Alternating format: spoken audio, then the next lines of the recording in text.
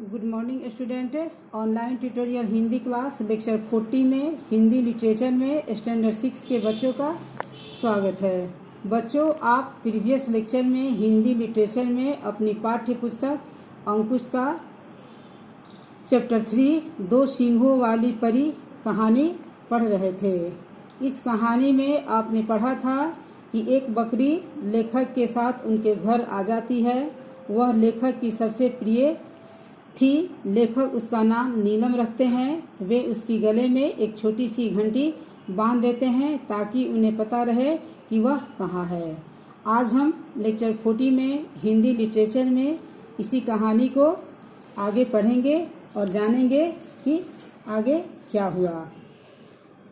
तो बच्चों, आप यहाँ से पढ़ेंगे कि लेखक ने उस बकरी जिसका नाम उन्होंने नीलम रखा था उसके गले में एक छोटी सी घंटी बांध देते हैं। रात को मेरी चरपाई के नीचे ही वह चुपचाप सो जाती, यानी कि वह बकरी लेखक के चरपाई के नीचे सो जाती। मेरे पाँव चाटकर मुझे प्रातः उठाती। उसे सवेरे सवेरे खेतों में घूमना बेहद पसंद था और उसका साथ मुझे भी अच्छा लगता था। वह बकरी लेखक को सुबह उठाती और उनके पाँव चाटती। उसे भी सवेरे सवेरे खेतों में घूमना पसंद था और लेखक को भी उसके साथ जाना अच्छा लगता था। किसी कुत्ते को साथ रखने की अपेक्षा मुझे उसका साथ इसलिए भी अच्छा लगता क्योंकि न तो वह मुझे छोड़कर कहीं दूर जाती थी और न वह कुत्तों की तरह हर आने जाने अथवा रास्ता में मिलने वालों पर भौंकती थी। बच्चों, आमतौर पर आप देखते हैं कि लोग जब सुबह में घूमते हैं तो अपने साथ कुत्ते को ले जाते हैं, लेकिन यहाँ लेखक को कुत्ते की अपेक्षा उस बकरी के साथ घूमना अच्छा लगता था क्योंकि वह लेखक को छोड़कर कहीं जाती भी नहीं और कुत्तों की तरह वह हर आने जाने वाले या रास्ते में मिलने वाले पर भौंकती नहीं थी। उसकी एक कमजोरी थी, वह थी रंग बिरंगी तितलियाँ।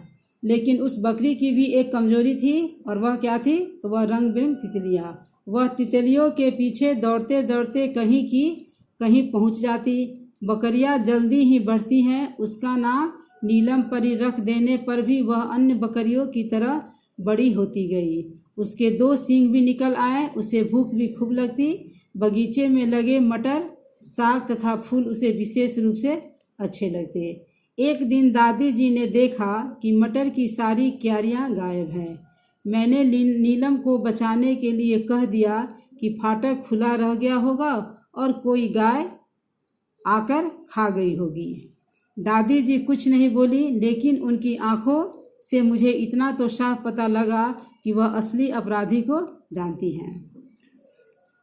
एक दिन बच्चों, दादी जी ने देखा कि मटर की सारी क्यारियां गायब थी और दादी को पता भी था कि सारे मटर जो हैं वह बकरी ने खाए हैं। लेकिन लेखक ने उसे बचाने के लिए झूठ बोला और बोला कि शायद फाटक खुला रह गया होगा और कोई गाय आकर खा गई होगी।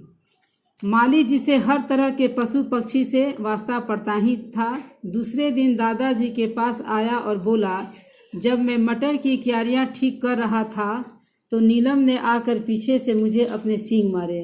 पहले इसे बांध दीजिए, तब मैं कोई काम करूँगा। माली जो खेतों की बगीचों की देखभाल करता था, उसने दूसरे दिन दादाजी से बोला कि जब मैं मटर की क्यारियां ठीक कर रहा था तो नीलम ने आकर मुझे सींग मारे। पहले आप इसे बांध दीजिए, तब मैं काम करूँगा। दादाजी हैरान हुए क्योंकि माली ने आज तक किसी की शिकायत नहीं की थी। माली को सभी तरह के पशु पक्षी से वास्ता पड़ता था। सभी तरह के पशु पक्षी उसके खेतों के फल मूल को साग को खाना चाहते थे, परंतु माली ने कभी भी दादाजी से कोई शिकायत नहीं की थी। आज माली के शिकायत करने पर दादाजी भी हैरान थे। दादाजी को सोचता देखकर दादी जी ने पूछा, और उस बकरी के दूध का क्या हुआ जिसके लिए तुम नीलम को ले आए थे?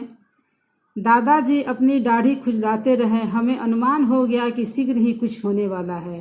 परंतु जो होने वाला है वह बिना मौसम की बरसात की तरह आ जाएगा, इसकी हमें उम्मीद नहीं थी। नीलम आए दिन सिंहों से काम लेना सीख गई थी, सो उसके सिंहों के विषय में फल वाले, बावर्ची, पोस्टमैन आदि सबकी शिकायतें आने लगी। अब नीलम की ओर पीठ करना खतरे से खाली न था। बच्चों, आप देख रहे हैं कि वह छोटी सी बकरी जिसका नाम नीलम था वह अब बड़ी हो गई है और वह अपने सींगों का प्रयोग करती है। उसके मारने से सभी लोग दादाजी के पास शिकायत करने आते। नीलम का दुर्भाग्य ही था कि उन दिनों आ गई मेरी मौसी जानकी देवी। उनकी आदत थी कि वह हर फूल के पौधे को ध्यान से झुककर देखती और काफ़ी देर तक देखती रहती। एक दिन बरामदे के बाहर वह एक फूल के पौधे के ऊपर झुकी हुई थी। नीलम ने दूर से देख लिया। उसने समझा कि फूलों का कोई प्रेमी आ गया है जो उसके स्वादिष्ट फूलों को खा जाएगा। सो उसने अपनी पूरी ताकत से मौसी को वहाँ से भगा देना चाहा। एक दिन की बात है, लेखक की मौसी आई थी। उनकी आदत थी कि वह हर फूल पौधे को बहुत ध्यान से झुककर देखती और काफ़ी देर तक वह देखती रहती। एक दिन बरामदे में के बाहर वह इसी प्रकार एक फूल के पौधे के ऊपर झुकी हुई देख रही थी। नीलम ने उन्हें देख लिया और उसे लगा कि उसके कोई स्वादिष्ट फूलों को खा जाएगा। सो उसने पूरी ताकत से मौसी को वहाँ भगाना चाहा। इस घटना के पश्चात तो नीलम का हमारे यहाँ और टिकना असंभव ही था। दादाजी के बहुतेरा कहने पर भी मौसी जी ने दादाजी से मरहम पट्टी नहीं करवाई। दादाजी ने नीलम को एक मजबूत खूंटे से बांध दिया और माली से कहा कि बाजार ले जाकर जो भी पहला ग्राहक मिले उसी को बेच दो। तो इस घटना के बाद बच्चों मौसी जी काफ़ी नाराज़ हो गई। उन्हें चोट भी लगा, लेकिन उन्होंने दादाजी से मरहम पट्टी नहीं करवाया और दादाजी के बहुत समझाने पर भी मौसी का गुस्सा कम नहीं हुआ। सो दादाजी भी गुस्सा होकर उन्होंने कहा कि नीलम को एक मजबूत खूंटे से बांध दो और फिर उसे माली से कहा कि बाजार ले जाकर उसे बेच दो। बच्चों, आज आप लेक्चर 40 में इस कहानी को आप यहाँ तक पढ़ें। नेक्स्ट लेक्चर में इस कहानी को हम आगे पढ़ेंगे। आज के लिए धन्यवाद।